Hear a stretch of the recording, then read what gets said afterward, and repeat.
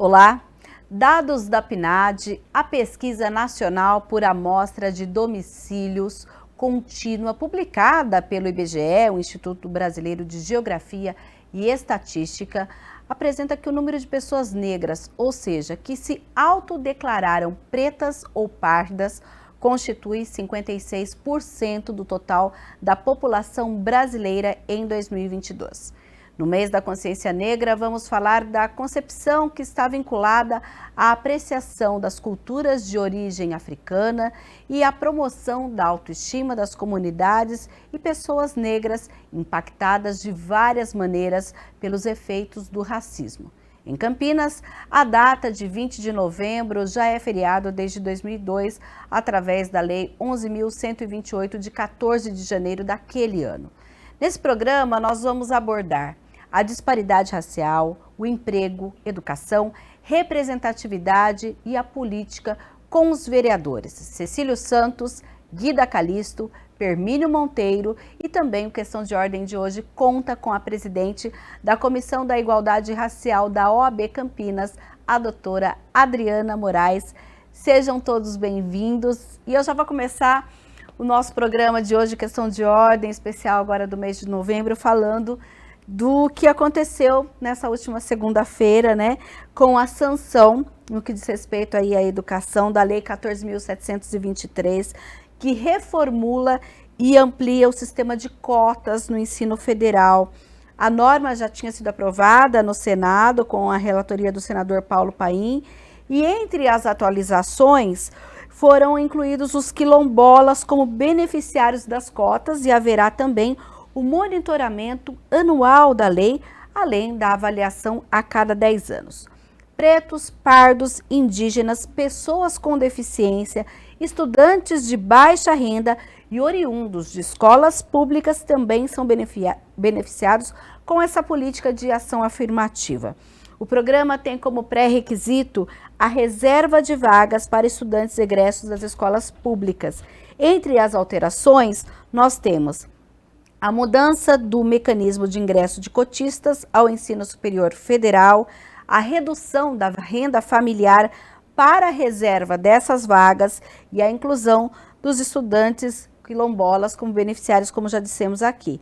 E o texto ainda está sendo muito comemorado e diante disso a gente vai conversar agora com os vereadores, fazendo esse recorte primeiramente da educação.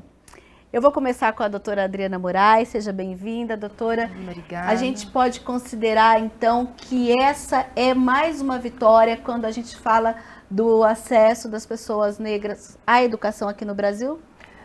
Lá, primeiramente, agradecer a presença, o convite para estar aqui falando para vocês um pouco sobre temas, né, que são tão caros a nós, pessoas que estão à frente, então, somos lideranças na promoção da igualdade racial. Então, obrigada e parabéns também pela iniciativa, né, de tratar sobre esse assunto ali no seio aqui da nossa Câmara.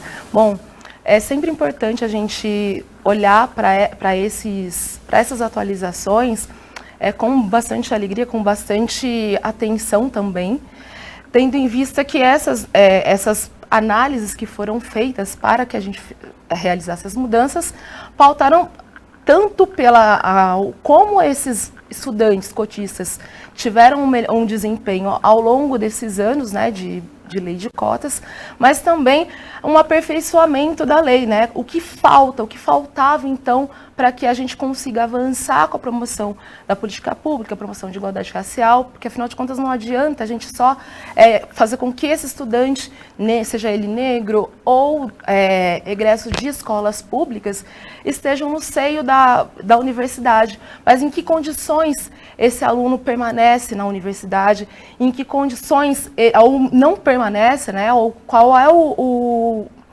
caminho de permanência desse estudante. E mais ainda, beneficiando os quilombolas, a gente tem uma atenção à questão territorial, que para nós também é muito cara, né? Então, a valorização das nossas origens, a valorização de quem ainda cuida e tem um apreço e cuidado com a nossa cultura e com a nossa memória. Então, é sempre importante a gente promover essas políticas e ter esse aperfeiçoamento para que daqui a 10 anos, e essa análise também também anual, é importante para a gente vendo quais são os pontos que precisam ser atacados, melhorados, para que daqui 10 anos a gente só aperfeiçoe e fale, não, vamos partir para esse caminho ou para outro. Então, é com bastante alegria que a gente recebe essas alterações aí da lei. Importante salientar, inclusive, que essa alteração prevê cotas também, olha, para os cursos de mestrado e doutorado. Vereadora Guida, seja bem-vinda. E qual é a sua percepção? Inclusive, vereadora Guida, ela é presidente da Comissão de Educação e Esporte aqui da Câmara Municipal, então ela está intimamente ligada às questões, apesar daqui a gente discutir um pouco mais a questão da educação básica, mas para a senhora é uma grande vitória ou não? Olá, Mirna. Olá, doutora Adriana. Quero saudar também os companheiros aqui, vereadores, Premínio, também Cecílio Santos. E também quero cumprimentar todos os servidores aqui da TV Câmara, né, que torna possível esse momento e agradecer mais uma vez o espaço e quem está assistindo a gente. Bom, eu vejo que isso foi um avanço muito importante para nós. Você mesmo disse, Mirna, na sua fala inicial, que hoje nós temos 56,1% da população que se autodeclara negra, né? O que é negro? Pardos e pretos, né? 47%, isso são dados, né, do próprio IBGE. 47% são pessoas pardas, né? E 9% pessoas pretas, né? Aqueles negros e negras que têm a pele mais retinta. Só que nem sempre foi assim, né? Em 2012 mesmo, acho que foi o último dado antes de 2023, não, antes de 2022, 10 anos antes, nós tínhamos 53% que se autodeclarava.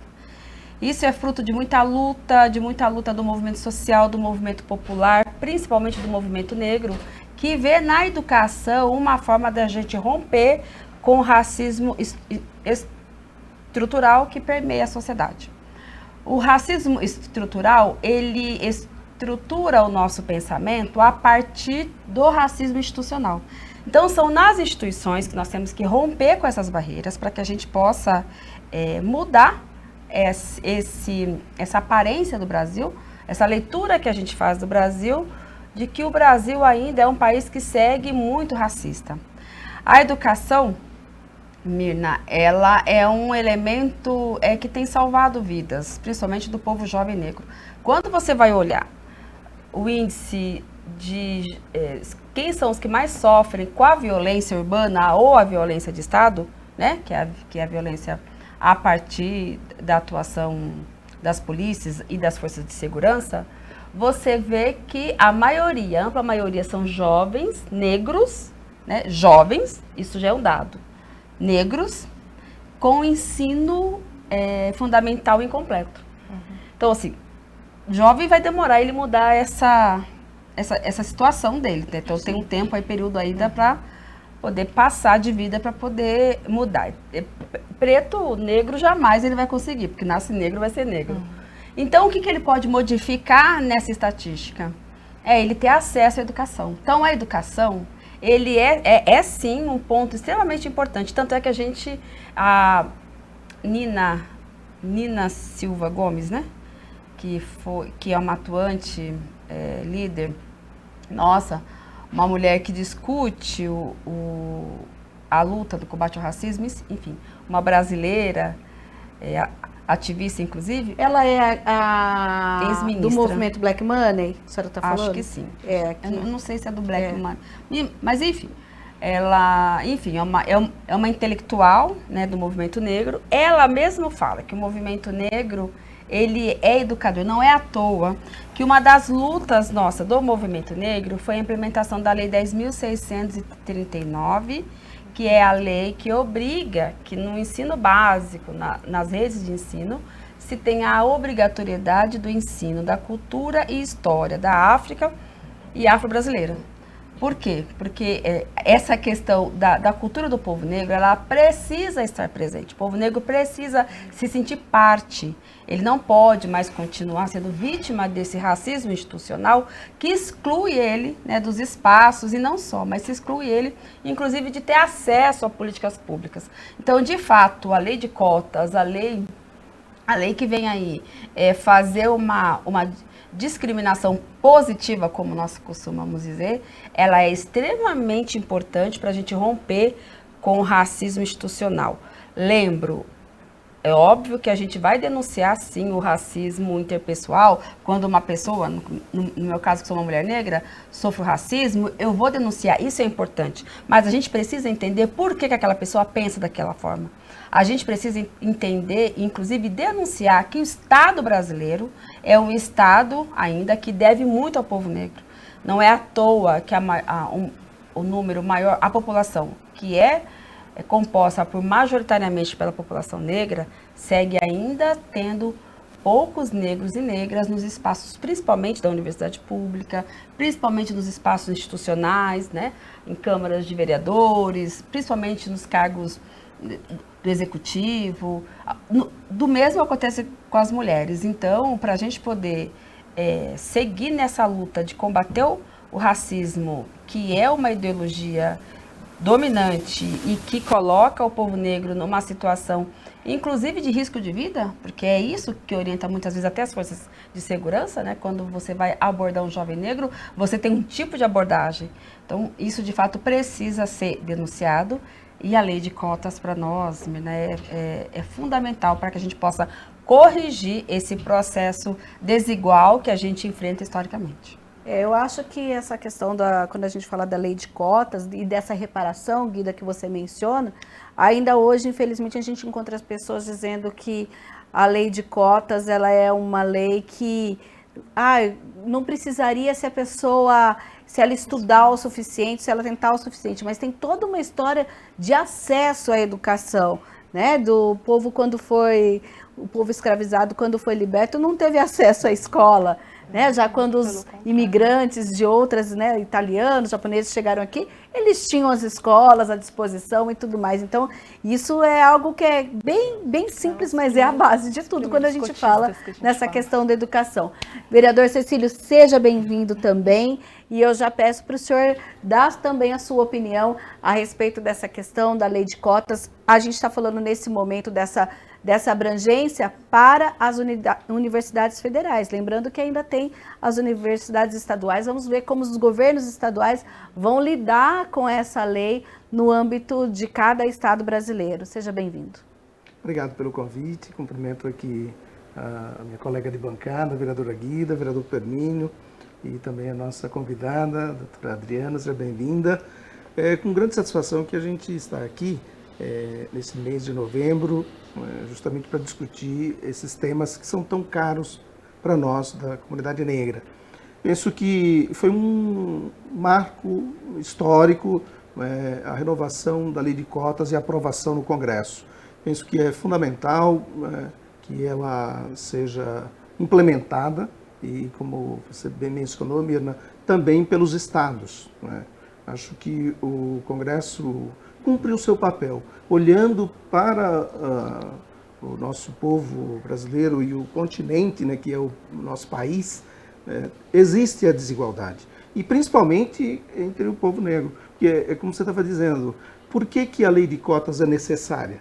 É porque, minha gente, o cidadão que nasce na comunidade, na periferia, e é negro, ele tem muito menos oportunidade. Primeiro porque ele precisa trabalhar, entende? Chegou ali na idade que precisa sobreviver, tem que trabalhar para sobreviver, para ajudar a família. E aí, entre estudar e ir botar comida na mesa, a opção é botar comida na mesa, é ajudar a família, entende? E muitas vezes, serviços que não são bem remunerados, serviços que tomam tempo dele. Ele chega em casa, está cansado, não tem mais o estímulo para ir para a escola. É por essa razão que a lei de cotas é necessária.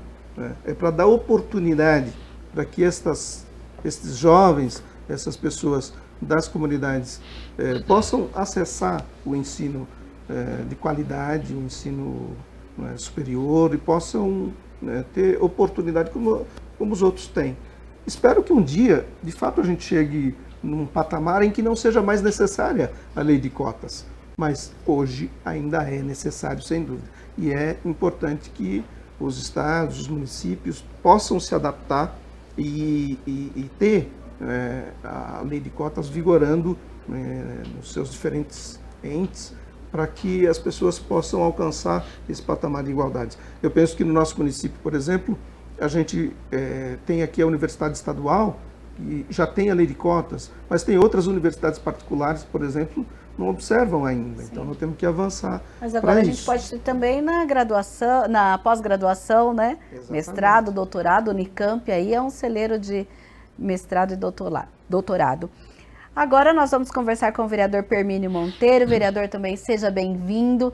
E eu já peço, claro, a sua opinião a respeito aí dessa nova decisão do governo federal e do que o senhor acha que deve ser aí novos avanços para que cada vez mais o povo negro tenha acesso à educação.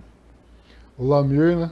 Gostaria de cumprimentá-la pelo excelente programa que você sempre conduz como jornalista, né? E é uma honra estar aqui participando com essa bancada maravilhosa aqui. Fiquei orgulhoso de estar com todo mundo. Cumprimentar a doutora Adriana, representando a comissão da OAB, a minha colega vereadora Guida Calisto, que eu sou um fã incondicional dela. A gente faz várias conversas no plenário e é uma lutadora que eu admiro muito e chegou, que eu tenho certeza que chegou para ficar, representando não só as mulheres, mas também o povo negro. E o meu colega aqui, Cecílio Santos, que também admiro muito a luta dele, é um vereador de periferia como eu, e também tem um trabalho maravilhoso onde defende a classe dos menos favorecidos e também o povo negro. E dizer mais uma vez, né, de participar é muito importante, onde já estou no meu segundo mandato e tenho o privilégio de falar sobre as questões raciais e também na questão da educação. Em relação às cotas, é um avanço que foi votado lá no Congresso. Eu tenho certeza que quem ganha é toda a população negra, mas principalmente aqueles que não têm condições de arcar hoje com a faculdade privada. E ao mesmo tempo, apesar de ser uma lei federal, eu acredito que tem que ser estendida para o Estado, os municípios, e fazer aqui um adendo, né, nas questões das instituições privadas. Até porque existe, né, a obrigatoriedade, para quem não tem o conhecimento, que fica tendo a partir de agora, a questão de 25% das faculdades privadas, ela é obrigada a atender as pessoas menos favorecidas na questão de bolsa também e de cotas. Certo. Então, infelizmente, eles não divulgam porque não tem esse interesse. Por quê? Porque é a instituição privada. Mas eu posso falar com muita propriedade em relação a isso daí, porque eu sou um cotista. Eu sou oriundo de cotista. Que logo que surgiu em 2005, eu não tinha condições de pagar a faculdade de Direito, e eu estava ali passando um perrengue danado, né? E como o Cecílio falou, não é que a gente não quer pagar, não é que a gente não quer, não tem condições. Realmente não tinha mesmo. É porque trabalha de dia e estudava à noite, né? E era difícil você conciliar as duas coisas. Agora, quem tem o privilégio de estudar durante o dia ou fazer um cursinho durante o dia e estudar à noite, é um privilégio, porque ele tem condições, ele vem de uma família que ofereceu isso a ele. Sim. Mas para nós, tudo é mais difícil. Tudo é mais difícil. E você sabe das histórias que a gente conta do dia a dia, o que a gente passa, né, o que as pessoas passam. E nessa questão aí da educação, na instituição privada, para você pleitear também. Mas é um avanço muito grande as pessoas conquistarem, principalmente o nosso povo, que sofre demais, e ocupar os espaços, como eu sempre falo. A gente não pode ficar se entregando. A gente não pode se entregar jamais. Sim. Porque a gente já veio de luta lá atrás, né, desde a escravidão. E dizendo que todo dia a gente tem que matar 1, 2 leões por dia, né? E sim, eu tenho certeza que será um avanço muito grande na questão da educação no país. As cotas vai beneficiar, como a doutora Adriana falou, mas às vezes tem pessoas que falam, mas vocês estão sendo privilegiados de alguma forma. Não, é um direito nosso, como é o direito também das pessoas que vêm de escola pública. Eu sempre dou exemplo aqui, tenho orgulho de falar da minha irmã. Minha irmã veio de escola pública, ela passou na Unicamp e fez Química. E está lá, hoje é uma realidade, e superou tudo. Sim. E depois que ela passou no concurso da Unicamp, para ser efetivada lá, ela sofreu o racismo dos superiores dela, dentro do quadro. E ela denunciou isso. Ela denunciou para mim, eu fui lá atrás do reitor, que era aquele argentino lá, como que era o nome? Que veio aqui, inclusive, no programa. Eu não lembro agora o nome dele. O Marcelo... eu lembro, eu fui conversar com o reitor, expliquei para ele a situação que a minha irmã estava passando lá, na situação de racismo, né? E aí, depois que ele disse com ela, a superiora que estava ali tendo esse preconceito com ela, acabou entendendo, né, que aquilo ali não poderia acontecer.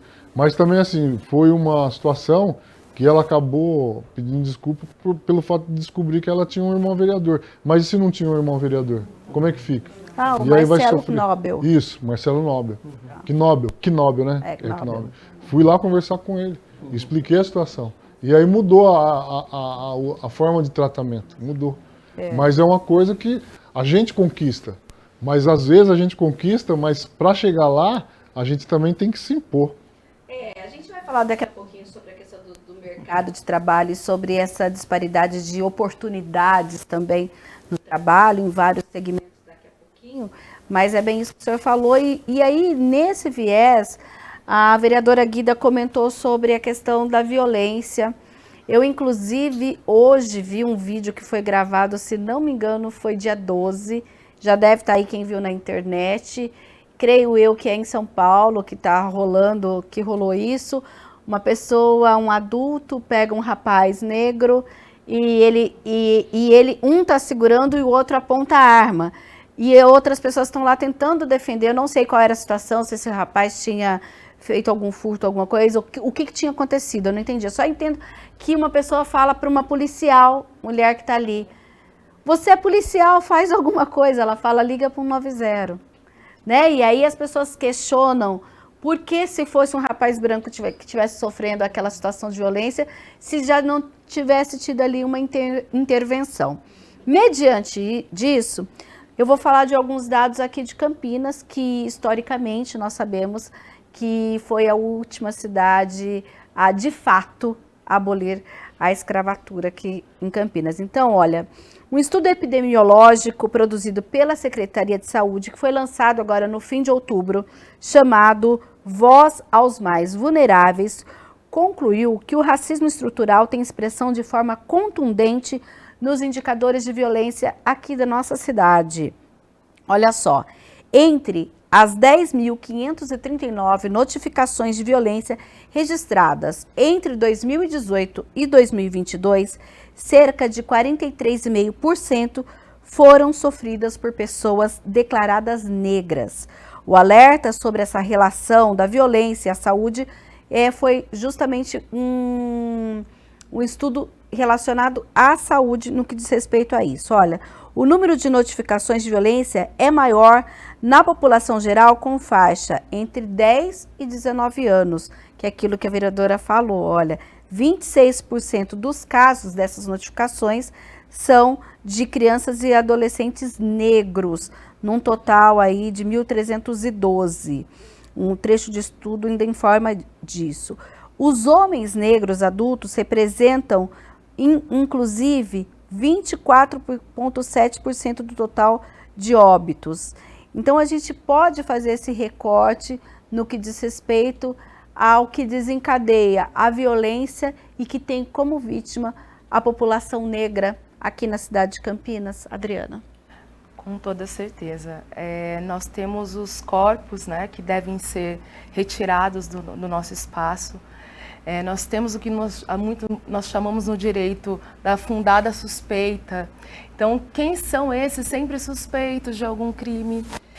Quem são essas pessoas que já têm caracterizado dentro do seu fenótipo como um criminoso em potencial? Nós sabemos que são sempre as pessoas pretas e majoritariamente os homens pretos que acabam sofrendo com essa violência e com esse racismo, né, estrutural que se reverbera nas instituições. Nós estamos falando, para além da violência cometida por um cidadão em relação a uma pessoa negra, mas também nós estamos falando da instituição, nós estamos falando da polícia, que deixa de agir em algum momento por nós estarmos falando de uma pessoa preta, né?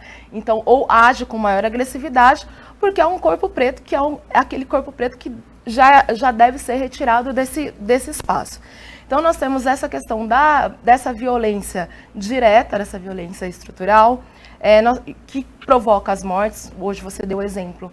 Eu cheguei a ver esse vídeo, fiquei bem estarrecida, bem preocupada. Não foi em Campinas não esse foi, caso, mas não foi em é uma Campinas. amostra, né? Sim, nós estamos no mesmo estado, né? Cidade de São Paulo. Então, aqui em Campinas a gente tem a reprodução. Nós tivemos há um tempo atrás, acho que foi em 2015, 2016, nós tínhamos uma ordem para que parassem todos os carros que não fossem populares e tivessem sido guiados por homens negros, que fossem parados e revistados. Então eu quero... por que, né, você direciona se não há nada... Não há nenhum motivo real para que eu pare esses indivíduos e traga essa suspeita? Por que eu vou parar? Por que uma pessoa negra, um homem negro, necessariamente, para estar dirigindo um veículo que não seja popular, necessariamente precisa tenha cometido um crime? Então, tudo isso vem dessa ideia estrutural, e nós falamos de educação, e sempre é bom a gente voltar para a educação, porque tudo que fundamenta e estrutura nosso pensamento vem da educação. No final do século XIX, início do século XX, nós tivemos muitas teorias racistas que foram implementadas no âmbito da academia, né, no âmbito das faculdades, das graduações e, sobretudo, nas faculdades de Direito. Então, nós temos aí algumas teorias raciais, racistas, por exemplo, o César Lombroso, que, em algum momento, identificou como criminoso em potencial alguém que tivesse algum determinado fenótipo. Invariavelmente, esse fenótipo caracterizado pelo Lombroso era um fenótipo de homens pretos, de pessoas pretas. Então, pessoas pretas já estariam predestinadas a cometerem crimes.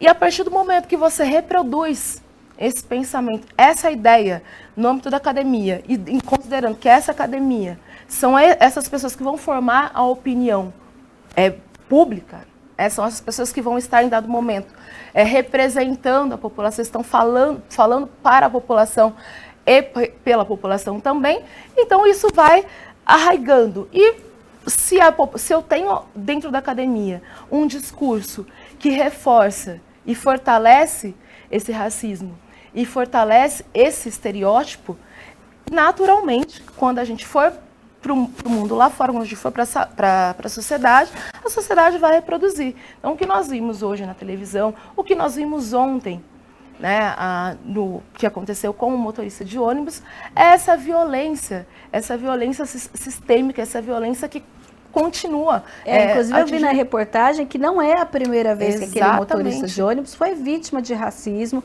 E uma outra situação envolvendo o trânsito, também aconteceu essa questão com ele, esses xingamentos e tudo mais, e esse caso aconteceu aqui em Campinas. Isso, essa voluntariedade de cometer atos racistas ou de cometer atos violentos contra pessoas negras, que também vem reverberando do período escravocrata, porque pessoas pretas eram os corpos disponíveis, eram os corpos para serem batidos e abatidos, né? São os corpos para serem violentados em todas as suas manifestações, sejam violência física, seja violência psicológica, violência sistêmica, todos os tipos de violência eram destinados a estes corpos. Então, você não muda essa estrutura de pensamento social e você reforça esse pensamento no âmbito das instituições. Então, o que acontece é que a violência, nós vemos nos números, muitos homens negros que estão na rua a todo momento,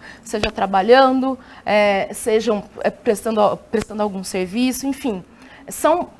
Nós somos a maioria da população, então majoritariamente esses homens pretos estão na rua e eles são vítimas. Sim. São vítimas diretas dessa violência e pagam com a vida, e aí deixam várias outras famílias vulneráveis a essa violência também. Então, é uma cadeia. É um sistema que vai desde dos atos violentos, dizimando esses homens pretos, acabando com as vidas, com as perspectivas desses homens, majoritariamente desses homens pretos, que vão ficando pelo caminho. Então, meninos de 12, 13, 14, 15, 20, 25 anos, que não chegam à idade aí útil, à idade laboral, ou quando chegam também sofrem dioturnamente processos de violência. Então a gente tem que... a gente lembra que, inclusive, todos os vereadores já podem colocando a sua opinião, tá? Até algumas, né, ponderações em cima daquilo que a gente está conversando com a Adriana Falazzi, ficam bem à vontade, né? Guida, quando você fala dessa questão da violência e cita justamente essa questão do jovem, que caminho a gente tem quando a gente, infelizmente, ainda em 2023, parece que vê uma boa parte, não vou dizer uma boa parte, uma parte da população se sentindo bem à vontade a expor esse tipo de violência, seja num xingamento ou seja até de uma forma muito mais truculenta. Eu acredito que nesse processo que o movimento negro vem fazendo, né? Por exemplo, se a gente pega o Movimento Negro Unificado, que é um movimento que eu faço parte, é um movimento nacional que há 40 anos luta, que faz essa luta de combate ao racismo. Então a gente chega nesse momento histórico, reafirmando que o racismo existe, porque um dos instrumentos do racismo é negar que ele existe. Né? Então, eu sou uma filha de uma família de 10 irmãos. Eu sou tratada dentro da minha família igual os meus irmãos, com o mesmo carinho, né? Hoje eu tenho 53 anos, então quando eu era criança, eu era tratada igual aos meus irmãos, dentro de casa. E para nós isso não era uma questão, porque eu estava ali dentro da minha casa recebendo carinho como qualquer outro ali, dos filhos do meu pai e da minha mãe. Aí quando a gente pisa fora de casa, aí a gente começa a perceber que a sociedade nos trata diferente. Uma das principais instituições onde uma menina negra, ela aprende, eu costumo dizer, né, que a nossa data de nascimento, a data de nascimento da mulher negra não é a mesma data que ela nasce. Eu nasci 8 de 9 de 1970. Não é a mesma data. Eu me percebo que eu sou uma mulher negra quando eu vou para fora da minha casa e percebo que tem alguma coisa errada. Sim. Aonde que a gente mais consegue perceber isso? A escola é um espaço, né? Hoje vocês já perceberam, vocês sabem que eu tenho um problema de dicção, eu sou gaga. Isso daí é parte de um processo racista que a maioria das meninas negras sofrem dentro das escolas, principalmente dentro da educação infantil. É o espaço que é negado a ela, a manifestação, ela tá sempre... Ninguém nasce tímido, não existe isso de criança nascer tímido. Ela é intimidada nesse processo. Então você trata diferente uma menina dentro da escola, uma menina branca com uma menina negra. Uma menina branca é sempre a princesa. Uma menina branca, ela recebe o carinho, o colo, o afeto. Uma menina branca, ela recebe os penteados, os adornos no cabelo, enquanto uma menina negra não. Uma menina negra é sempre afastada. Né, nos teatros, nas principais atrações da escola, a menina branca, porque ela é a menina mais bonita, né, que tem a pelinha branca, cabelo liso. Então, isso daí vai marcando a gente pro resto da nossa vida. Então, nós precisamos sempre, a todo momento, denunciar isso. E por quê? Porque o racismo, por ele ser uma ideologia em que ele coloca que uma raça está superior à outra, ele faz isso justamente para poder justificar a desigualdade social que a maioria da população pobre, que é amplamente a população negra, né, para justificar essa condição social. Então, como a Adriana falou, ele permeia todas as estruturas, todas as estruturas. A gente falou aqui do direito. Então, não existe racismo se não tivesse uma teoria jurídica que fundamentasse isso, a teoria do Lombroso, que fala que o homem negro ele já nasce com uma tendência de ser um marginal, né? Não teria sabe isso? Que você falou isso, eu lembrei, você está falando de infância e da teoria. Quando eu era bem criança, uma vez eu estava brincando na casa de uma vizinha, minha mãe acho que tinha ido no centro da cidade e me deixou na casa de alguém. E eu estava brincando e essa pessoa estava com os parentes em casa. E aí eu não lembro o que aconteceu, alguma coisa de criança que eu fiz.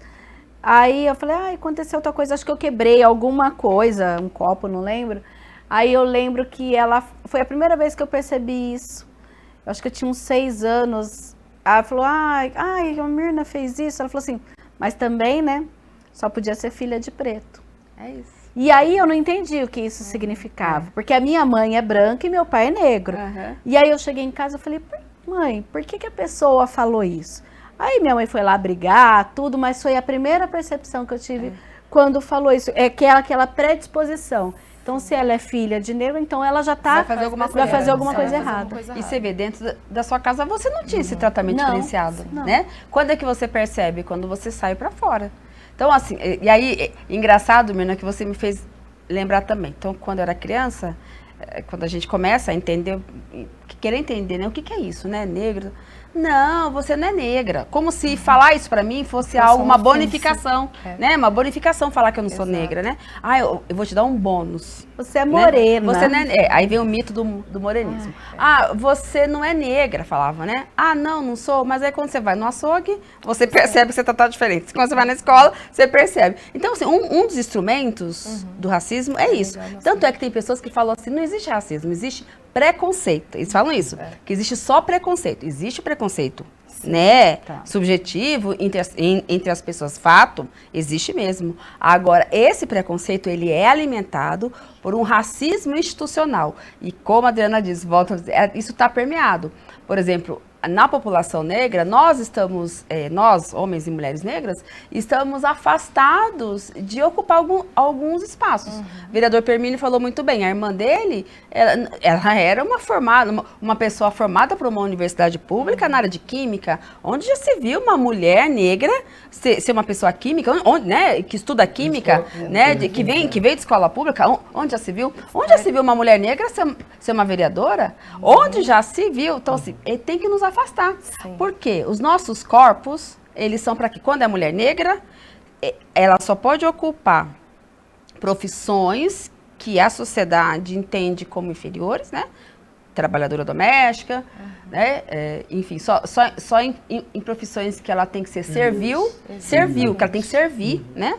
Só nesses, então ela não pode ser uma pessoa formada em química, uma pessoa que vai pesquisar, uma pessoa que vai montar a teoria, uma pessoa que vai estudar cálculo. Jamais formar opinião, jamais ela não pode, né? Então, ela tem que ser... Ou então, quando também nós, mulheres negras, nos sexualizam. Ou seja, a gente é boa de cama, é para isso que a gente serve. Para ser boa de cama, para ter filho, né? Então, eu não sirvo para ser uma vereadora, eu não sirvo para ser uma professora, uma teórica em química, eu não sirvo para ser uma advogada. Eu sou advogada também. Já fui várias vezes, Mirna. Várias vezes. Eu vou naquele fórum trabalhista, o meu cliente é homem branco. O meu cliente passa sem ser revistado a bolsa. E aí pedem a revista para mim. Mas aí eu faço questão de abrir a bolsa, tiro tudo, depois eu mostro minha carteira da OAB. Ai, desculpa. Mas por que eu faço isso? Para as pessoas refletirem. Por isso que o mês de novembro para a gente é importante. É para elas refletirem como que elas aprendem. No constrangimento. Porque se só no oba-oba, eles não querem saber de aprender. Tem que ser no constrangimento. Você constrangeu porque você acha... Para terminar, minha filha estudou na PUC. Eu não fiz faculdade na PUC. Minha filha estudou. E minha filha era funcionária também da PUC. Tem um banco lá dentro do hospital da PUC que só pode ser usado ou por aluno ou por funcionário da PUC. Minha filha chega lá, né, trabalhando, ela foi lá no banco, segurança na hora. Moça, esse banco aqui só pode ser usado ou por funcionário ou por estudante. Ela pegou os dois crachá, perguntou para ele qual que você quer. Você pode escolher ou de estudante, porque ela estudava, ela fazia enfermagem lá, ou de profissional, porque ela trabalhava lá. Então é isso, ou seja, a minha filha não tem cara para ser uma aluna de uma faculdade como a PUC, tenha dó, sabe? E isso permeia até hoje. Então, Mirna, aí só para concluir, eu acho que essa luta do movimento negro, de reafirmar que nós somos negros e de reafirmar a nossa posição, a nossa importância, que nós somos, sim, sujeitos também de direitos, né? Porque se a gente não denuncia isso, a gente não rompe com o racismo institucional, isso incomoda muito a sociedade. E aí vem uma movimento a isso. Então hoje é tipo assim, lá vem vocês também com essa história, falando disso.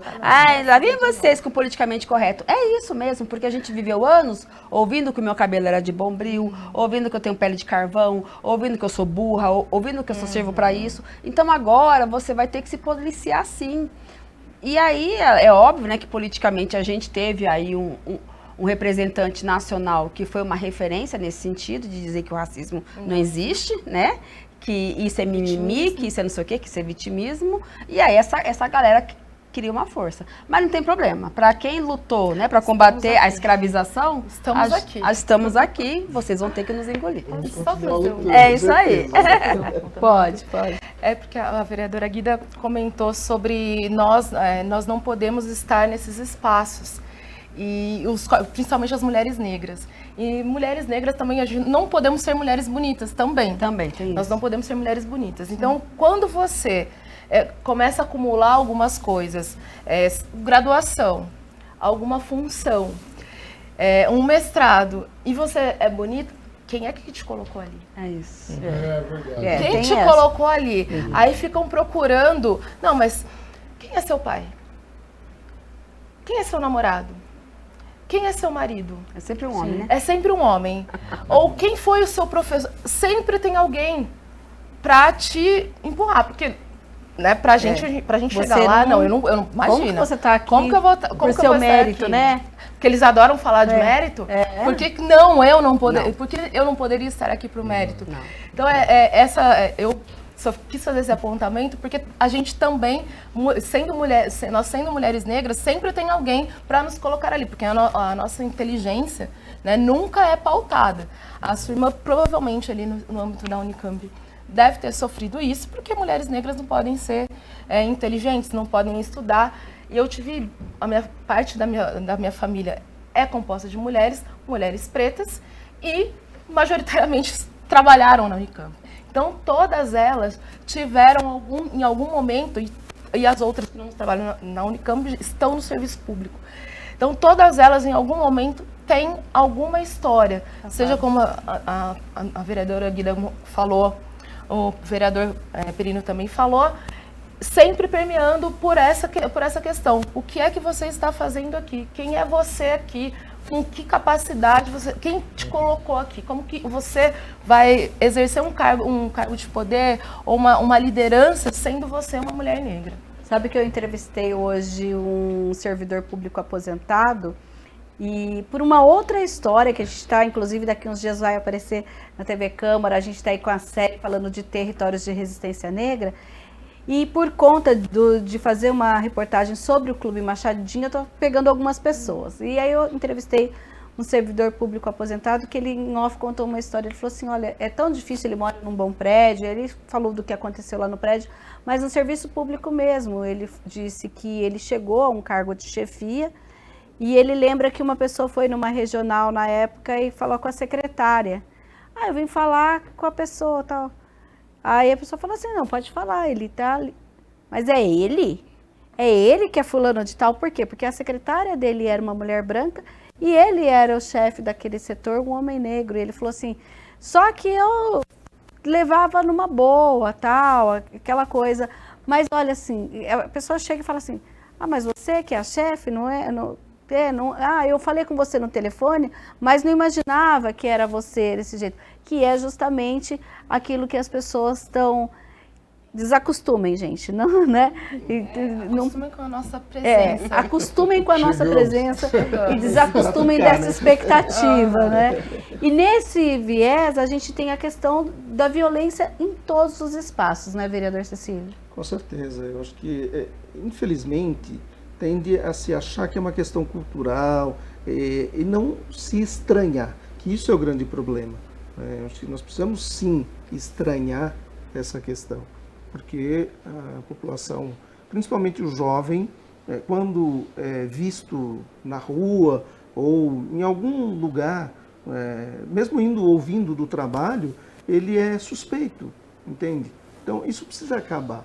Acho importante esse trabalho, né, da TV Câmara e da Câmara Municipal de Campinas nesse período, nesse mês, inclusive fazendo mostra, né, das entregas dos diplomas Zumbi dos Palmares, das atividades, né, que estão sendo feitas na cidade, não só pelos vereadores e vereadoras, mas também em outros espaços, para desmistificar isso. É preciso que a nossa sociedade brasileira entenda que a escravidão acabou e que todos somos cidadãos iguais. A Constituição de 88 é muito clara nesse sentido. Agora, é preciso que as oportunidades e que esta percepção que ainda permeia a sociedade acabe. Estava comentando sobre o tratamento na escola, a vereadora Guida comentou sobre isso. Nós chegamos a fazer uma emenda impositiva para que os monitores, os servidores, pudessem receber uma formação para saber tratar de modo igual, entende? Porque muitas vezes, isso que ela falou, eu recebi essa crítica numa reunião que fiz. As monitoras diziam que não sabiam como lidar com uma criança que tem cabelo crespo. A menina, ela penteava o cabelo dos outros, né, e quando chegava para lidar ali com a criança que tem cabelo crespo, não sabia lidar com ela, entende? E aí, é preciso ter formação para isso, é preciso ter um acompanhamento. Veja como é complexo, de certo modo, mas ao mesmo tempo é necessário que se fale sobre isso. Sim. Porque se ficar jogado debaixo do tapete ou ficar escamoteando, isso nunca vai ser resolvido, entende? Por isso eu acho que é importante. A gente que sofre o racismo, né, eu também já passei por isso, sabe a dor que é. Dói na alma, entende? Então, o agressor não sabe o que é isso. A gente sabe, entende? E é por isso que a gente vem aqui falar com emoção, né, e ao mesmo tempo com alegria de dizer, olha, nós estamos aqui para conquistar o nosso espaço, que é nosso de direito. Então, o que a gente quer nada mais é do que o respeito, né, do que conviver com tranquilidade, de forma pacífica. E eu acho que é interessante também, nesse debate todo, a gente chamar a atenção da sociedade como um todo, porque é preciso engajamento, entende? Eu tenho certeza que a doutora Adriana, lá na comissão, ela convive com outros, entende? E é preciso que esses outros a respeitem, entende? Sim. Nós aqui na Câmara sofremos várias situações, a sociedade como um todo, no ambiente de trabalho, como foi mencionado aqui pelo vereador Permini. Então, eu penso que é a gente discutindo, é a gente evoluindo no conviver pacificamente, que a gente vai superar essas situações todas. Chamo a atenção, inclusive, para que o Papa Francisco vem apontando. Inclusive, a campanha da fraternidade do ano que vem trata um pouco desses temas, entende? Do saber conviver, da convivência social pacífica, entende? E eu não digo isso para amenizar.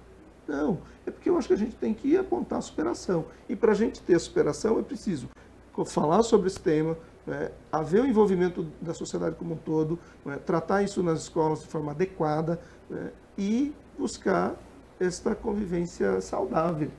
Quão é bom que a gente tenha uma sociedade sadia, que não tenha essas questões de uma parte da sociedade se sentir superior.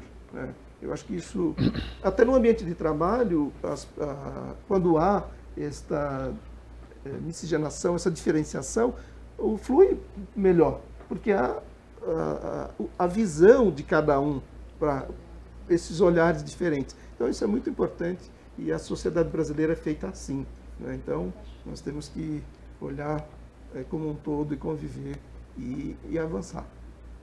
Permínio, você inclusive, vereador, falou da situação aí que a sua irmã viveu. A gente, quando fala dessa questão do trabalho, né, da aceitação em cargos de chefia, são números que, de certa forma, atingem diretamente o bolso da população negra. Olha, a gente tem aqui dados que fazem parte de um livro chamado Números da Discriminação Racial, dos economistas Michael France e também Alisson Portela, que são do Núcleo de Estudos Raciais lá do INSPER, que apontam que trabalhadores negros com características produtivas semelhantes aos brancos, como nível de escolaridade, título de vínculo formal ou informal, ganham em média 13% a menos que os colegas brancos. São dados de 2021 e apontam que essa condição existe há pelo menos 40 anos. Em 1982, quando a série começou, esse número era de 13,6%. Depois 14,2% na média do período.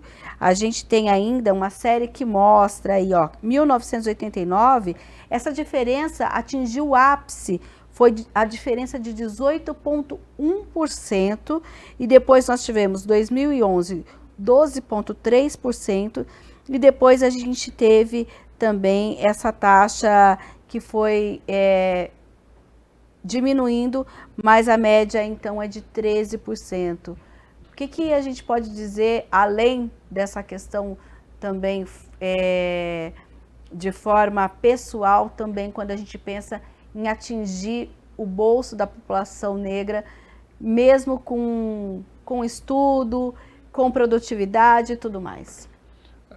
Infelizmente, é pelo fato deles enxergarem que, como a doutora falou, a Guida disse aqui, eles não enxergam nós como superiores.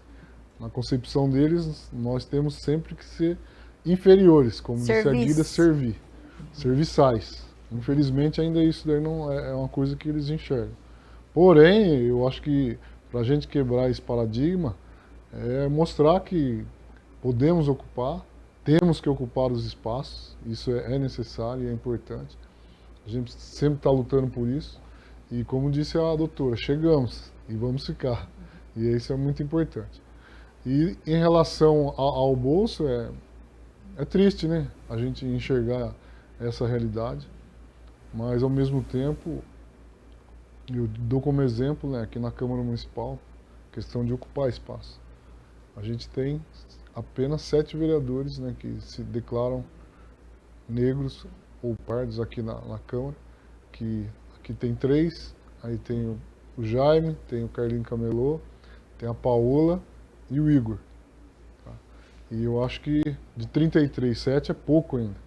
Se a população do Brasil negra é 56%, então em termos de... A gente teve inclusive na Câmara dos Deputados que existe a bancada do agro, a bancada recentemente foi criada a bancada negra lá na Câmara, né? Esse reconhecimento, será que Campinas vai chegar um dia também a ter essa... Temos 7 aí, né? Quem sabe o ano que vem, a gente aumenta o negócio e podemos ser o fiel da balança em todos os sentidos. Mas como eu falo, a gente tem que continuar lutando, buscar os espaços e nunca se inferiorizar. Eu não me inferiorizo de forma alguma. Incomodo muita gente, eu sei disso. Eu nasci incomodando e vou continuar incomodando. Né? Porque ninguém imaginava, né, que uma pessoa que veio lá de baixo, de periferia, apostaram. Né? Eu sempre conto para você, duvido que ele vai terminar a faculdade de Direito, duvido. Fui lá, terminei. Né? Inventei, né, por iniciativa da minha mãe, de entrar na política, né? Meu filho, vai lá, se candidata, se leva jeito. Falei, mãe, jamais, que isso? Meu filho vai, você leva jeito. E conselho de mãe é conselho de mãe. Né? Aí entrei, eu estava lá na associação de moradores, aí comecei com essa brincadeira aí o mosquitinho me picou, né? Quebrei outro paradigma. Fui eleito vereador lá. E já que você falou de política... Só concluindo, claro. Mirna.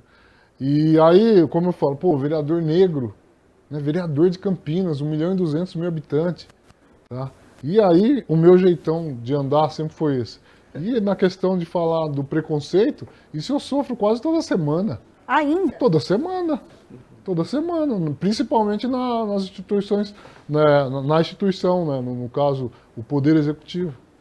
Eu vou em lugar que outro dia eu cheguei, eu não vou citar o nome da pessoa, mas eu fui numa escola para ajudar a escola. Né? Ela foi infeliz, infelizmente. E eu estava com 2 assessores brancos que estavam me ajudando. Eu falei, vai lá atrás da diretora, procura para mim lá. Tal. Aí eu fiquei aqui conversando com o segurança, aí ela veio e ela não veio em direção a mim. Ela foi em direção... Aí ela falou, não, o vereador... você que é o vereador? Estou vereador, né? Sou o Permínio e estou vereador. Desculpa, mas é uma coisa que Outro dia eu fui no Ceasa lá para resolver um problema, eu fui barrado na portaria. Aí, infelizmente, como diz a Guida, eu tive que, né, me identificar de fato e de direito. Ó, eu estou vereador de Campinas, tenho a prerrogativa de entrar aqui e eu tenho a prerrogativa de fiscalizar. Então eu estou falando que eu vou lá na presidência. Você está entendendo o que eu estou te falando? Para você se impor, às vezes sem querer se impor. Mas infelizmente a gente tem que mostrar as garras e falar por que a gente está aqui. Infelizmente. Já que o senhor falou, inclusive, sobre a questão de política, segundo o Tribunal Superior Eleitoral, em 2022, apesar do aumento de 36,25% das candidaturas de pretos e pardos para a Câmara dos Deputados frente a 2018, o número de candidatos efetivamente eleitos com essas características autodeclaradas cresceu apenas 8,94%. Pretos e pardos eleitos somam, respectivamente, 27 e 107 eleitos, e em relação a 2018 eram 21 e 102. Olha, em 2022 nós tivemos 1.424 candidaturas de pretos e 3.462 de pardos, conforme os critérios de autodeclaração. E há 4 anos também a gente eram 937 candidaturas de pretos e 2.649 de pardos. Em 2022, a gente teve aí, ó, pretos e pardos somaram 4.886, quase metade dos cerca de 10 mil candidatos que a gente teve naquela eleição em 2022. Então, só que só 8,94% de fato foram eleitos. Agora a pergunta vai para os 3 vereadores em especial, depois eu peço uma análise da Adriana. Como que é para vocês pensar ainda que, apesar de sermos 56% da população, de fato temos só 8,94%, um pouquinho a mais aí de representatividade, em especial nos legislativos? Bom, a gente tem uma efetiva consciência de que a gente tem que percorrer ainda um caminho longo ainda, né? Por isso que, para nós, ainda, políticas afirmativas é extremamente importante. A política de financiamento é importante, né? Principalmente das campanhas eleitorais, é extremamente importante. É de direito que a população, da onde que o vereador Permínio, por exemplo, representa, saiba o trabalho do vereador, saiba o trabalho, o projeto, o programa que ele defende. Porque tem uma questão também para nós é muito importante, né? Pelo menos para mim. Eu acho que nós temos que eleger homens e mulheres negros e negras, mas aqueles que de fato nos representem, porque tem aqueles que negam, inclusive, que o racismo existe. Sim. Né? Aquele que fala que o que existe é só preconceito entre as pessoas, né? Só para você ter uma ideia, ontem a gente estava debatendo um projeto super importante na casa, né? Que é o projeto que refere-se a uma lei que fala, né? Que é a lei do som alto, Tá. né? Na cidade. Aquela questão de onde medir o som alto, se é no bar ou se é no lugar do denunciante. Decibelímetro, né? Só que vários vereadores, inclusive um vereador negro, quando ia se referir à lei, falava lei do pancadão. Por que fala lei do pancadão? Porque, veja, se for um som alto, se for uma música clássica, se for uma orquestra, se for um som lírico, aí pode ser alto. Mas o pancadão, e aí de onde que vem o pancadão? O pancadão se remete ao rap, né? Ao rap popular, periférico, funk, né? Que é uma cultura negra. Então, assim, é isso. E aí a gente vai reproduzindo esse racismo. Então, quer dizer, para mim não importa também. Se nesses 8%, com certeza nesses 8% vai ter um ou outro, né, que não faz essa discussão. Vai falar que não, que eu entrei só por mérito meu, né? E não é por uma luta coletiva. Enfim, então para nós também não nos interessa esse tipo de representação. O que a gente quer é aquele, por exemplo, o vereador Permínio é um vereador que eu sei que ele trata sobre a questão de uma cultura popular que é das escolas de samba, que remete a uma cultura nossa, a um histórico nosso. Isso faz uma referência à nossa diáspora, inclusive. Então, é esse tipo de representação que nós queremos, né? E é esse tipo de negros e negras que a gente quer, que faz a pauta do povo negro, que luta, né, no combate ao racismo, que faz as discussões de políticas públicas que vá fazer referência à luta do povo negro. É isso que a gente quer. Então, para nós, percorrer ainda esse momento de garantir de fato que uma sociedade seja democrática, é garantir, porque vamos combinar, se nós somos a maioria da população negra, e por que só temos 8%? Essa subrepresentado, e essa não está democraticamente representada, porque não tem como. Por que a maioria ainda são homens brancos, ricos, empresários? Por que ainda? Né? Então a gente tem que percorrer ainda essa luta. Estar em outros espaços para chegar na política, seria isso? E um deles, né, exatamente, que aí eu remeto novamente à questão inicial, quando você inicia esse programa, é a questão mesmo da educação. A universidade pública ainda continua sendo branca. A maioria dos alunos continuam sendo brancos, jovens de classe média alta.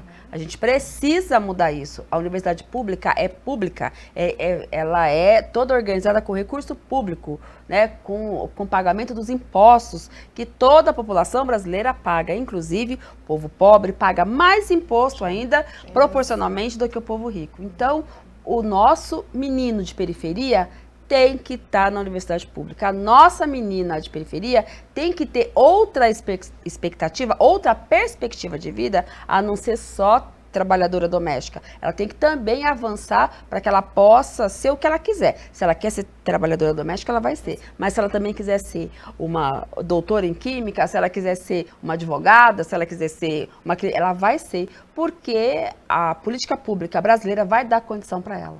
E aí, se ela quiser ser uma parlamentar, também vai ser. Muito bem, isso mesmo.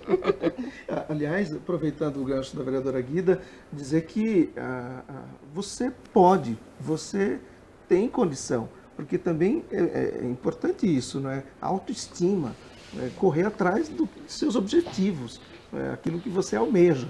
É fundamental isso, como fez o vereador Permínio aqui, olha, ele confiou nas palavras da mãe dele, entende? E isso profetizou. É importante também, né? Essa autoestima, esse eu quero, e isso volta à consigo. educação, desde que até Sim. você falou, Cecílio, daquela questão da emenda impositiva para aprender a cuidar cabelo. Eu venho de uma era, não sei a Guida, que as meninas de cabelo crespo, você pegou piolho? Pode cortar esse cabelo bem curtinho. Uhum. A menina branca, alguém cuidava, alguém alisava, alguém arrumava. Uhum. A gente não. Pode cortar bem curtinho, porque a gente tem que acabar com esse piolho. Já começa por aí. Sim, com certeza. Né? Já começa nesse sentido. Permínio. Cara, vocês ficam falando aí, minha mente vai lá atrás, assim, ó. Pode falar. Posso ver um monte de coisa. Não, eu ia pegar um gancho da Guida, né, que ela fez aí. Eu queria fazer uma comparação ou analogia, né, usando as colegas aí de direito. O cursinho. Quem está no cursinho? Fazendo um preparatório para as escolas públicas. Aí volta aqui no meu amigo, o Cecílio.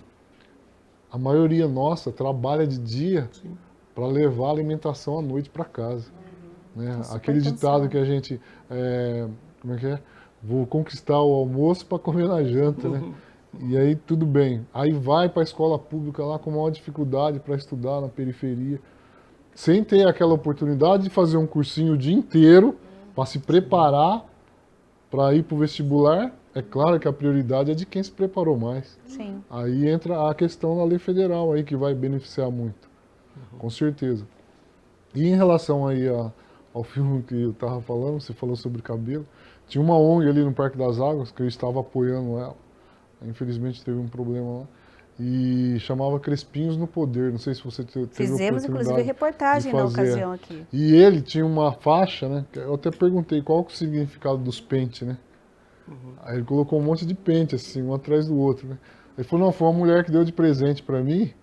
E ela pensou que aquilo lá ia ajudar o nosso cabelo. Eu expliquei pra ela que a gente, geralmente, né, quem teve black, usa o garfo, você sabe disso. E aí eu falei, não, mas eu vou usar os seus pentes que você deu. Aí ele colocou como símbolo de Crespinhos no Poder, pra gente alcançar o poder. Sim. Isso dali seria, né, uma escada. E infelizmente teve problema lá que acho que não conseguiu conduzir, dar continuidade, mas estava indo muito bem. E aí eu arrumei uma briga pessoal lá a favor da ONG, que existia uma pessoa lá, né, que é bem racista, né, e aí depois eu questionei, eu falei, eu vou levar para frente, né, uma senhora branca que infelizmente foi infeliz na questão de querer tirar a ONG lá de dentro, falando que lá não era lugar de preto, né, que ali não era para ser usado para isso. E aí eu arrumei uma confusão bem, que cheguei até lá embaixo, né, no Poder Executivo. Eu falei, eu vou no Ministério Público, vou fazer uma denúncia e isso daí não vai ficar assim. Pelo amor de Deus. Eu falei, então eles vão ficar aqui. Certo. Vão ficar aqui. Tá? Enquanto eu estiver vereador, vocês vamos formalizar aí, buscar dentro da legalidade, mas eles vão ficar aqui. E ficou, mas aí acho que aconteceu um negócio que o presidente lá acabou abandonando o projeto, mas era uma coisa que a gente teria um espaço legal. Estava tendo o apoio da IBM, estava tendo o apoio de várias empresas privadas, com várias iniciativas. Estava fazendo o negócio acontecer. E aí, aqui na questão da Guida, falou das oportunidades, e eu me referenciando em relação às oportunidades de fazer um cursinho, né, nada impede da gente, né, propor algum projeto de lei, ou uma indicação, sei lá o que for, aqui na cidade, onde possa ter um cursinho para as pessoas afro, que possa se preparar para buscar a faculdade pública. E por que não? Eles têm os cursinhos em particular, mas a gente também pode propor que tenha um cursinho de forma gratuita, e que possa oferecer para as comunidades, principalmente para as periferias. Sim. Porque eu tenho certeza que, né, eu ando muito daqui da Anhanguera para lá, né, adoro estar nesse lugar, até lá no fundão de divisa com Indaiatuba, e a gente vê a dificuldade. Eu fico vendo muita coisa que é possível a gente poder fazer a diferença. É possível, onde a gente está como parlamentar, numa metrópole de Campinas, né, propor e levar alguma coisa que possa acontecer e possa revolucionar essa questão da educação no nosso município. E dar oportunidade para aqueles que realmente precisam. Para o povo preto, pessoa do hip hop, que luta muito. Mandei emendas para o pessoal do hip hop para ajudar eles, que eu sei da importância dessa cultura do hip hop na cidade. No carnaval, arrumei uma briga grande. Tem um monte de gente falando, mas eu não vou desistir. Eu sei da importância da cultura das escolas de samba, do carnaval para o povo preto. Uhum. Você vê a alegria quando eles vêm conversar, o olho deles brilha. Né? Brilha quando eles vêm no meu gabinete. E tem uma pessoa lá, que acho que vocês conhecem, que é o Malaquias, é amigo meu de infância. Eu falo como que o mundo é tão bom, né? Deus colocou a gente aqui e a gente está podendo lutar por todos. Uhum. E eu fui jovem com ele, dançava break, dançava funk, o antigo funk. Né, e hoje apoiando o pessoal do carnaval, do hip hop, para mim é um orgulho, é uma satisfação. Quer dizer, a gente tá conseguindo fazer alguma coisa, mesmo com as dificuldades. Então eu acho que a gente nunca pode desistir. E a educação, ela é tudo. É base, né? Eu queria só pegar um gancho nesse sentido, de que as pessoas não deixem passar. Levante a sua voz. Você viu ali, aconteceu alguma coisa de racismo, como fez o vereador Permínio, diz, olha, isso não é correto. Então, não é se exaltar a ponto de ir ao extremo, de brigar fisicamente. Não é isso. Mas é de se impor para que a lei seja garantida. Entende? Que você seja respeitado ou respeitada naquele ambiente, naquela situação. Então, procure ajuda. A Câmara está aqui à disposição, não é?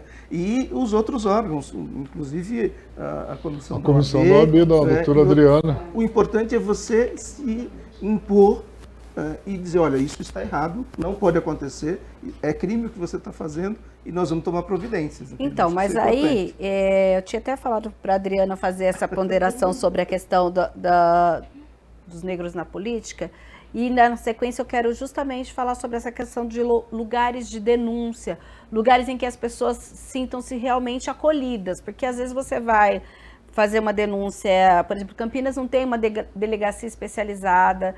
Se você vai fazer uma denúncia, às vezes você passa por uma situação muito pior ainda. O que a gente pode falar e instruir essa pessoa? Porque às vezes ela fala assim, eu sei que é lei. Vai atrás do seu direito, estou esperando. Eu ouvi coisas nesse sentido.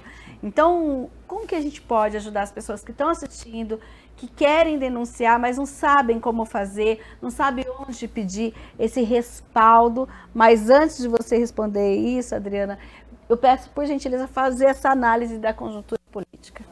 Vamos lá. Vou tentar recorrer. Várias coisas que eles foram falando foram, assim como o vereador falou, vai passando um filme, vão passando várias coisas, nossa, isso, enfim, vamos tentar até eu ser breve.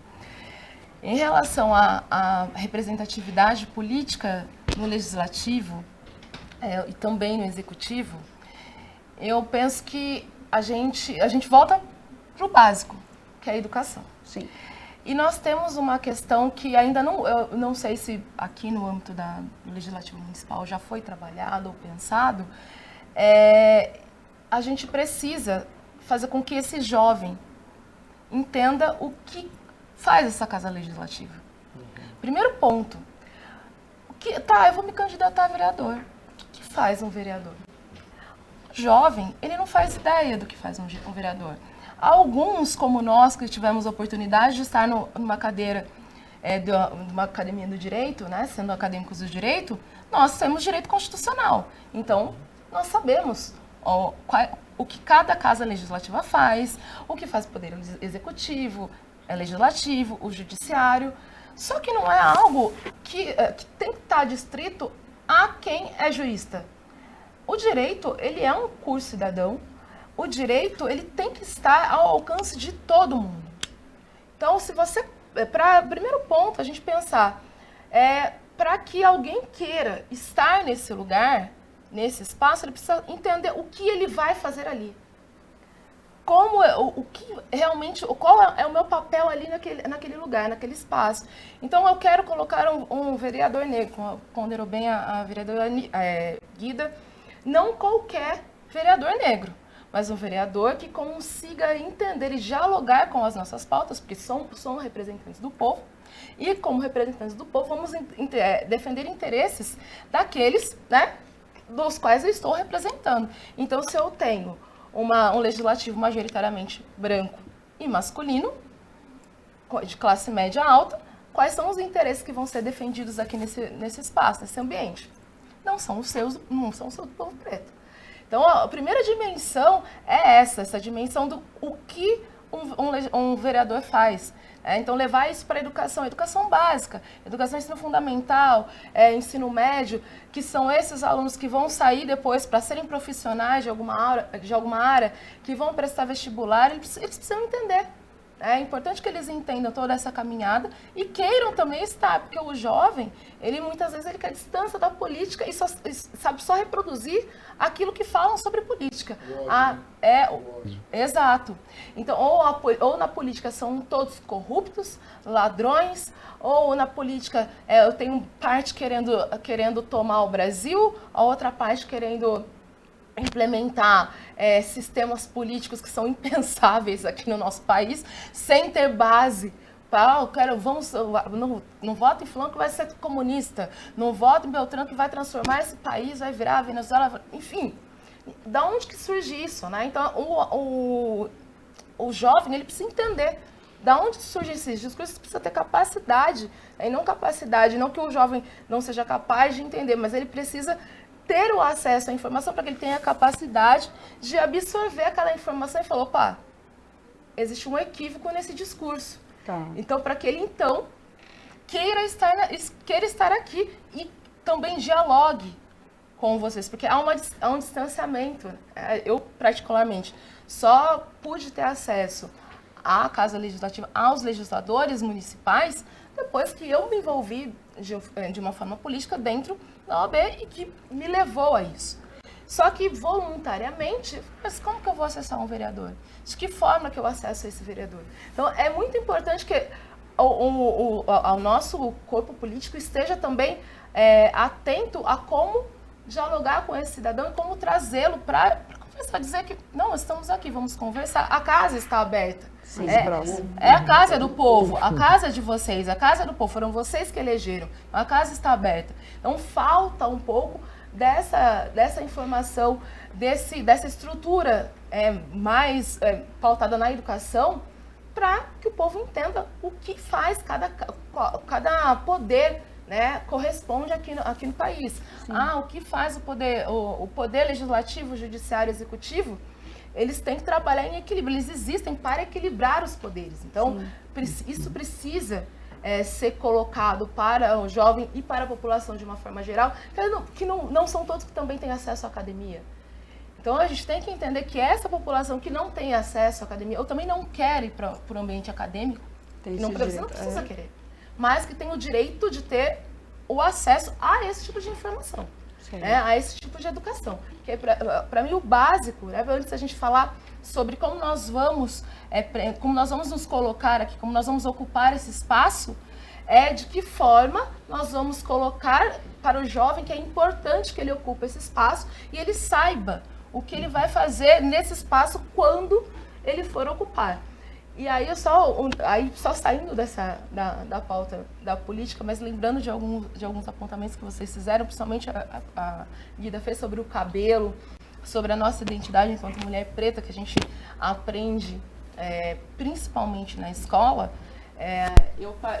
Minha vida foi em escola particular, né? Desde o berçário até a faculdade. Eu só fiz o mestrado numa universidade federal. Mas até então o meu ambiente foi todo particular. E essa questão do cabelo, pra gente, ela pega num nível e num lugar absurdo. Nós, na minha escola, a gente tinha apresentação de final de ano. Nós tínhamos a apresentação da escolinha, fazíamos balé, então tinha apresentação no final do ano para todo mundo. Meninas, rabo de cavalo. Vamos com o cabelo preso rabo de cavalo. Peraí, porque o cabelo é black. E como que eu vou imprimir esse tipo de padrão para uma menina preta? Não tenho, sem me dar nenhuma outra opção. Rabo de cavalo. Ponto. Então, matava sua identidade, né? Exato, mata a nossa identidade, porque para minha mãe poder fazer um rabo de cavalo... Tem que domar seu cabelo. Exato, então passava aquele nosso famoso pente quente, né? Para dar aquela alisada para poder fazer o rabo de cavalo. Então, eu lembrei, eu falei, não vou deixar passar essa, porque a do cabelo é muito... Pra gente que é mulher, é muito marcante essa questão do cabelo. Marca demais. E em alguns espaços que nós não estamos, particularmente no direito, nós temos um padrão. Né? Usar tranças há um tempo atrás era impensável. Numa audiência. Não vá no fórum de trança de jeito nenhum. Jamais. Eu não usava trança. Eu também utilizava o meu cabelo alisado. Aí, para fazer a transição, eu comecei a usar um mega hair. Até o momento que eu falei, quer saber? Eu vou usar trança.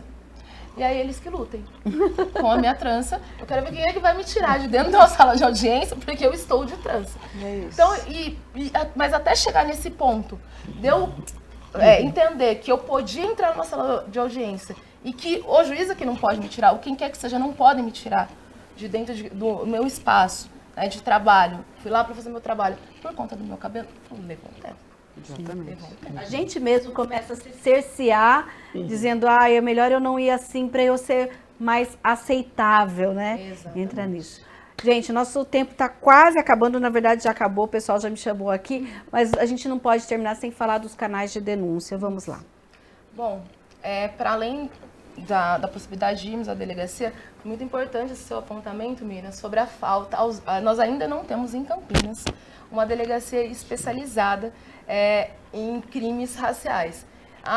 Não precisa, é importantíssimo que Campinas tenha, principalmente considerando o histórico e as características que tem essa cidade. Então é importantíssimo que a gente tenha. Canais de denúncia. Nós temos hoje o Centro de Referência de Combate ao Racismo e à Intolerância Religiosa, né, que é um canal que todo mundo deve utilizar para fazer as denúncias e ter um respaldo, quando da Jaqueline, da Másio, quanto da Elisângela, elas estarão lá para dar esse respaldo, esse primeiro suporte. Comissão de Igualdade Racial também, só lembrando que a Comissão de Igualdade Racial ela não pode atuar diretamente nos casos, nós damos apoio, tá? um respaldo para que essa pessoa se sinta acolhida Da OAB. da OAB Campinas. Tá.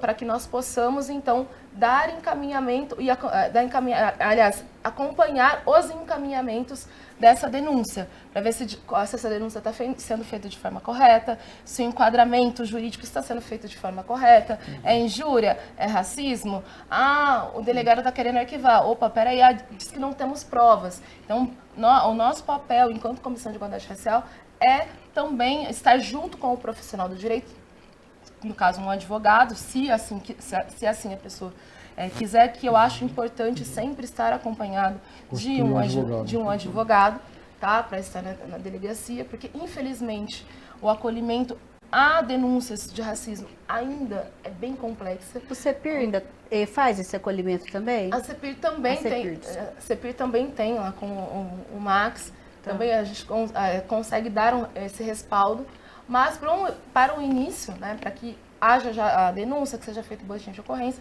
é sempre importante que busque um profissional do direito para que possa acompanhar, ou mesmo chamem a Comissão de Igualdade Racial para que nós possamos, então, direcionar, propor ali a alguns profissionais que nós sabemos que cuidam de práticas antirracistas, que é sempre importante também ter um profissional que saiba lidar com questões raciais, que nem todos né, sentem a necessidade de pautar questões raciais, acha que denúncia sobre racismo não é importante, acha que é algo menor, então é importante que estejam também com profissionais que entendam o que está sendo ali denunciado. Tá, a comissão fica onde? A Comissão de Igualdade Racial fica ali na Casa da Advocacia.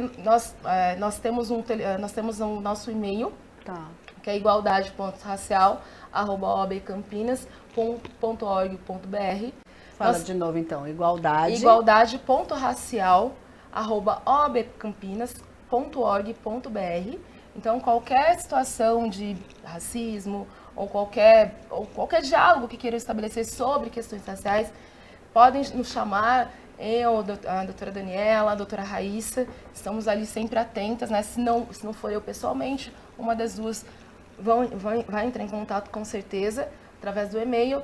E também nós temos a nossa rede social, nós temos o Instagram da Comissão de Igualdade Racial, Comissão Igualdade Racial, @gmail.com. Então, podem também acessar as nossas redes sociais da Comissão de Igualdade Racial. Tá, eu vou deixar aqui o telefone também da CEPIR. A CEPIR, gente, ela funciona ali junto com o CEPAT, na Avenida Campos Sales, 427, e o telefone lá é 3232-0058. CEPIR é a Coordenadoria Setorial de Promoção da Igualdade Racial. E os vereadores também querem deixar aqui um canal aberto? Fiquem à vontade. Quero.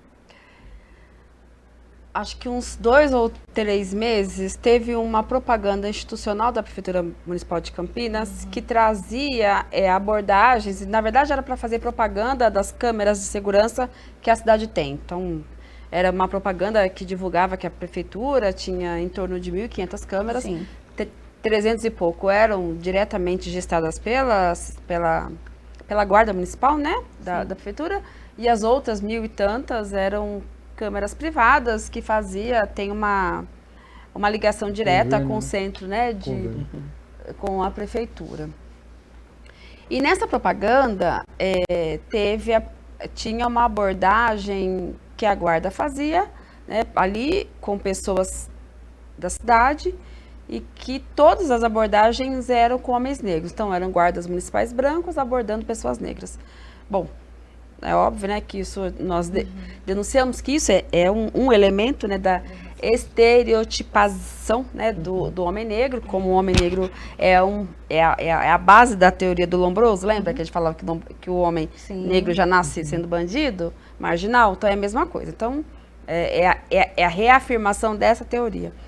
Então nós fizemos uma denúncia no MP, na 24ª Promotoria do MP também, e foi bem bacana. O centro de referência também entrou nessa discussão, e nós enviamos imediatamente para a 24ª Promotoria Pública, né, do Estado de São Paulo, que é da competência do Dr. Daniel Zulian, E aí ele também acompanhou esse processo, está acompanhando com a gente. Inclusive a gente vai estar estabelecendo um termo de ajuste de conduta, justamente para poder se fazer a formação dentro da prefeitura, com as secretarias, os secretários, né? Sim. E uma outra coisinha que eu queria falar bem rapidinho, Mirna, é sobre o apontamento que o vereador Permínio falou sobre os cursinhos populares, né? Que é importante o cursinho popular, eu acho que é, mas também nós temos talvez um outro ponto para garantir que os alunos, porque nós temos vários cursinhos populares na cidade, eu acho que a cidade precisa de muito mais que isso, mas nós temos a principal dificuldade do aluno de cursinho popular, porque o cursinho popular, ele faz o cursinho justamente para poder acessar a universidade pública. Então, ele não tem condições de pagar um cursinho preparatório particular. Então, ele faz o cursinho popular, que tem um pagamento, uma tarifa simbólica, né? Então, mas a principal dificuldade é essa, é de mobilidade, né, de locomoção e também de alimentação. Se nós conseguíssemos, nós já tentamos, vereador, acho que Cecília já tentou também, acho que seria importante se a Prefeitura de Campinas, né, principalmente o Poder Público, porque aí demanda muito do Executivo, porque tem todos os instrumentos de fazer uma avaliação, de apresentar um projeto de lei, para que os cursinhos populares, o aluno do cursinho popular, tenha ou a tarifa gratuita, ou então tenha um abatimento da tarifa de passagem, porque onera muito, né? Nós estamos falando de uma cidade que tem uma tarifa alta, e os nossos jovens que estão nos cursinhos populares gastam muito com transporte público. Se nós queremos que a universidade mude a sua cara, que a universidade tenha a presença do jovem periférico, pobre, trabalhador negro, a gente precisa dar condições que ele possa se preparar. Então, a questão também de uma política pública... Poderia propor, né? Uma tarifa social. Tarifa social, tarifa zero, enfim, tem formas aí. Tem elementos mesmo. Tem elementos. Do passo escolar, né? Passo escolar mesmo. Sim, porque E alimentação também. Muitos deles chegam nos cursinhos populares eles não Sai do trabalho e vai direto e não permanecem, não conseguem estudar direito dentro do cursinho fome, né? porque estão com fome. Com fome. Então é importante que tenha toda uma política pública para poder... Não só o isso. ensino, mas Exato. tudo que permeia esse universo Isso. para Esse essa acesso, condição, né? A permanência, né? Acesso Desse e estudante. permanência, é verdade. E só complementando a Guida aí, rapidinho, existe também a possibilidade, nada impede de uma proposta Nossa. Claro. Vamos lá. Descentralizar, né, esses cursinhos daqui e levar para lá. Levar para a periferia. Tá mais próximo, né, das regiões. Isso. Acho que uma coisa importante, Brina, é também a organização local, entende? Se alguma situação ali no bairro que as pessoas possam se organizar e aí procurar ajuda, porque de forma organizada, a ação, seja do poder público, seja de uma entidade, é muito mais efetiva. Então, eu costumo dizer, inclusive, que, certo tempo, os sindicatos metalúrgicos usam um slogan que era: não fique só, fique sócio. Qualquer situação, não fique só. Chame alguém, né? Seja um parente, seja um amigo, os coletivos, forme um coletivo para discutir, para conversar sobre essa situação.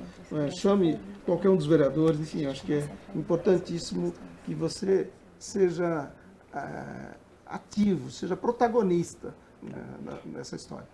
E aqui na Câmara Municipal, o endereço do Legislativo é Avenida da Saudade 1004. E se você quiser fazer contato com algum dos nossos vereadores, você entra lá na página www.campinas.sp.leg.br, vai na barra vereadores e lá você tem todos os meios de contato com eles, o número do gabinete, e-mail e telefone também. Pessoal, eu agradeço a participação de todos e que esse bate-papo reverbere não só em novembro, mas durante muito tempo, para que a gente possa aí, quem sabe em novembro de 2024, ter mais coisas positivas para falar e avanços para trazer aqui no Questão de Ordem. Muito obrigada.